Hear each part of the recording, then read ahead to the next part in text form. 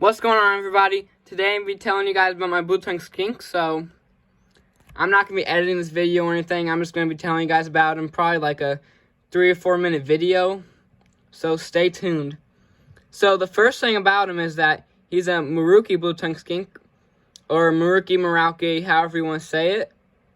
He comes from Indonesia, where it rains a lot, so he needs a higher humidity than most Blue Tongue Skinks. Or not most, like the Australian Blue Tongue Skinks, which need a lower humidity. And I got him about 4 or 5 months ago at the Reptile Expo. And he was a really small when I got him, like a super small baby. And he's grown so much. I think he's around 13 inches. I measured him a little while ago, but he might be even bigger now. And he just shed, so his pattern and stuff is looking really nice. And on camera, he looks a little bit yellow, but he's really red, and I'll show you in a minute. His neck is like orange, and it's really cool. And then the most famous thing about him, if you can hear their name, is their blue tongue. He'll show in a sec, but the Indonesian Blue Tongue Skinks is kind of pink in the back, but the Australian Blue Tongue Skinks, I like their tongue because it's like wide and it's like all blue, but theirs is still awesome. And then one thing about him is that he'll probably get anywhere from 20 to like even 30 inches. Like I've seen some videos where their skink is like almost 30 inches long.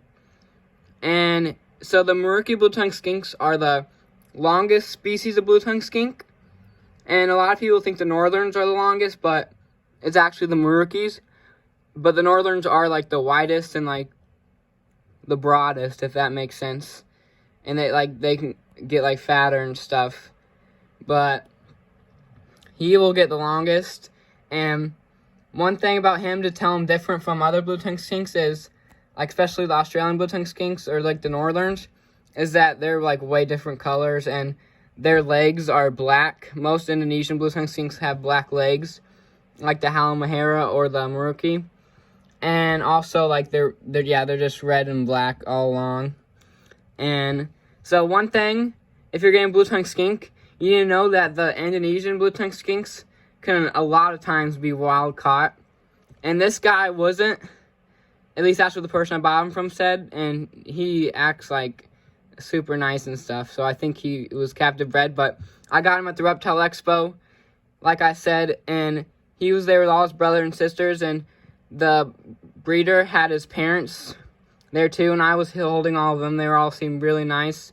And the guy, he told me a lot of information. So, but you can never know with the Australians. So, always ask questions if you're buying them at an expo, or even online or whatever, or at a pet store. So, because a lot of times the Indonesians can be captive born or wild caught. Captive born means their parents, the mom could have been caught in the wild, but the baby skinks were actually born in the USA or wherever you're getting it from. So, moving on from that. Oh, there's a worm right there. I don't know if you eat it. I was just feeding them. Their care, I could do a care video in the future if you guys want me to, but I'm just going to say a little bit. They need a big tank. Like a 40-gallon tank would be good, or even bigger. And then this guy especially, he loves to dig. He does so much digging.